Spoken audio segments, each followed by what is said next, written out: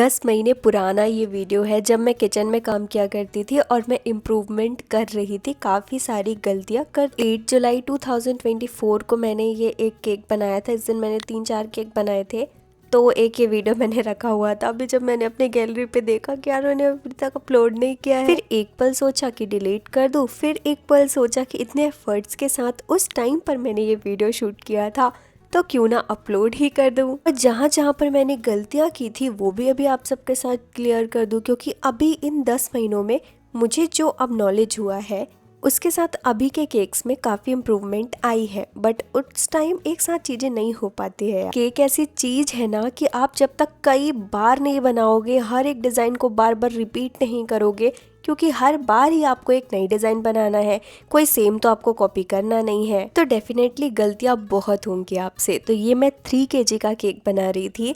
2 kg का chocolate flavour पर है नीचे, और ऊपर आई थिंक मैंने पाइनएप्पल या बटर स्कॉच कोई सा फ्लेवर दिया था। तो यहाँ पर आपने देखा मैंने चॉकलेट गनाश और चोको चिप्स के साथ फ्रॉस्टिंग कर दी, क्रम को डन किया। अभी मैं फाइनल फिनिश कर रही। इतनी ही मेहनत मैं उस टाइम भी कर रही हूँ, आप देख सकते हो, मुझे देखकर ही आपको समझ में आ रहा होगा। पर कहीं ना कहीं से वो एक कमी है जो केक में परफेक्ट इम्प्रूवमेंट नहीं दिख रही है, सही से फिनिशिंग नहीं दिख रही है।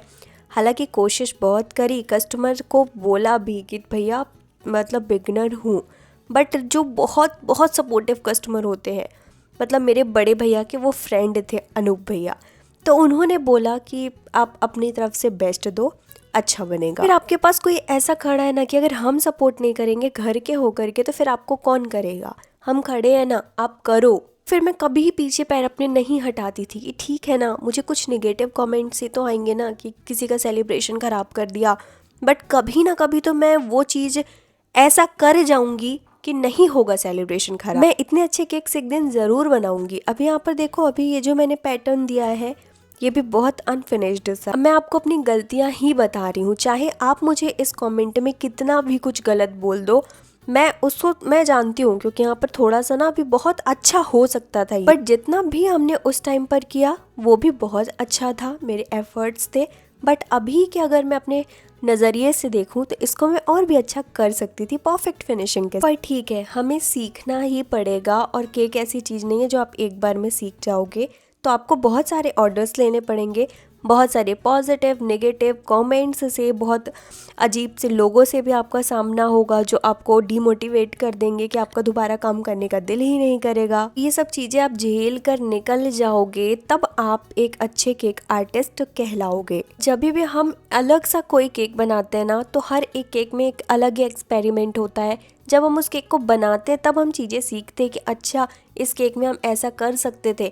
आप देखकर नहीं समझ पाओगे, जब आप उस केक को करने जाते हो ना और आप गलती कर देते हो, जब नेक्स्ट टाइम उसको बनाते हो तब आपको समझ में आता है कि अच्छा यहाँ पे गलती थी, अब मुझे ये सुधारना है। तो इस वीडियो को दिखाकर मैं बस आपको यही बताना चाहती हूँ कि मेरी जर्नी जो है वो आप लोगों के सामने एक खुली किताब की तरह है। मैंने किस तरीके से छोटे छोटे से केक्स बनाने स्टार्ट किए, धीरे धीरे बड़े ऑर्डर्स लेने स्टार्ट किए, बहुत सारे पॉजिटिव कमेंट्स भी देखे, बहुत सारे नेगेटिव कमेंट्स भी देखे, अभी तक कितने सारे केक्स बनाए, कुछ बिगाड़े, कुछ बहुत अच्छे बनाए। तो अगर आप मुझे देखते हो तो आप कब स्टार्ट कर रहे हो? अगर आप डरते हो ऑर्डर्स लेने से कि आपसे बिगड़ जाएगा, तो आप कभी आगे बढ़ ही नहीं पाओगे। फिर तो क्या आप अपने घर के लिए एंगेजमेंट केक बनाओगे? आपको वो फील आएगा ही नहीं जब तक आपको कस्टमर का ऑर्डर नहीं आएगा।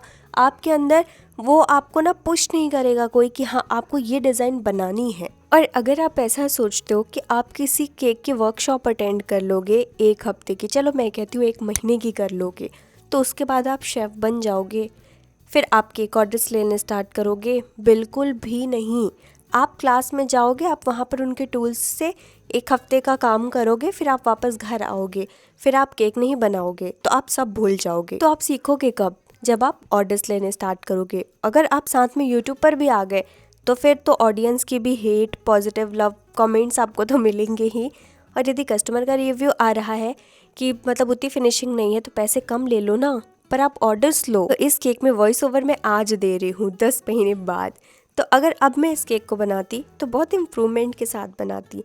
कई बार मैंने फ्लावर्स निकाले, लगाए, तो सामने से मैंने डैमेज कर दिया केक को, बट केक का जो फोटो पिक्चर था वो वहाँ पर वेडिंग प्लेस पे बहुत अच्छा आ रहा है। मुझे पता है कि मैंने इस केक में दिल से अपना 100% दिया है उस टाइम पर। अगर थोड़ा बहुत भी डैमेज हुआ है तो उसके लिए मैं कस्टमर को सॉरी बोलूँगी और जो भी पेमेंट है वो भी कुछ लेस करूँगी। अगर कस्टमर खुशी से मुझे ये ऑर्डर देते हैं कि ये जानने के बाद भी कि मैं बिगिनर हूँ, कि टेस्ट अच्छा देती हूँ, तो मैं ऑर्डर ज़रूर लूँगी। आई होप आपको सारी बातें यूज़फुल लगी होगी। Thanks for watching. Her her Mahadev.